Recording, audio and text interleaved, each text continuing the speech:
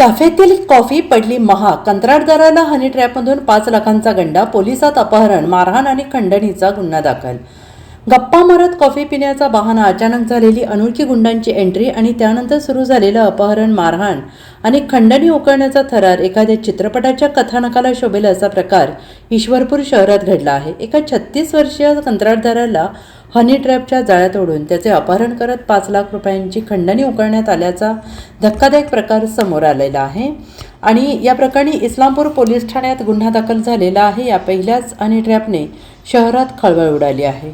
शहरातील किसाननगर येथील रहिवासी आणि कंत्राटदार स्वप्नील प्रदीप बाजारे वय वर्षे 36 यांनी पोलिसात फिर्याद दिली आहे. त्यानुसार सुप्रिया उर्फ प्रियंका जाधव, भाग्यश्री माने, रोहन पाटील सर्व राहणार ईश्वरपूर आणि त्यांच्या इतर 4 अनोळखी साथीदारांविरोधात अपहरण, जबरीचोरी, खंडणी, गंभीर मारहाण यासाठी गुन्हा दाखल झालेला आहे. यातील सुप्रियाने स्वप्नीलशी काही दिवस मोबाईलवर चॅटिंग करत जाळ्यात ओढले. 19 ऑगस्टला स्वप्नील हे सुप्रियासोबत शहरातील कॅफे शॉपमध्ये कॉफी पीत बसले होते.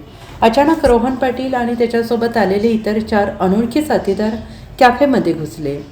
त्यांनी स्वप्नील यांना बेदम मारहाण करत मोबाईल हिसकावून घेतला. मारहाणीनंतर या टोळक्याने स्वप्नील यांना 4 चाकी मोटारीतून नवेखेड रोड लगत असणाऱ्या एका निर्जन पोल्ट्री फार्मवर नेले. तेथे त्यांना डांबून ठेवून लाथाबुक्क्यांनी जबर मारहाण करण्यात आली. त्यानंतर हल्लेखोरांनी भाग्यश्री माने हिला फोन करून त्या ठिकाणी बोलावून घेतले.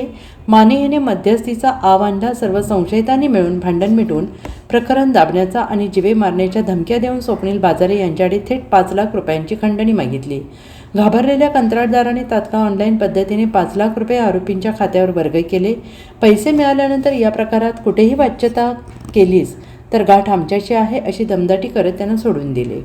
Bureau report, SBN Marathi, Ishwarpur.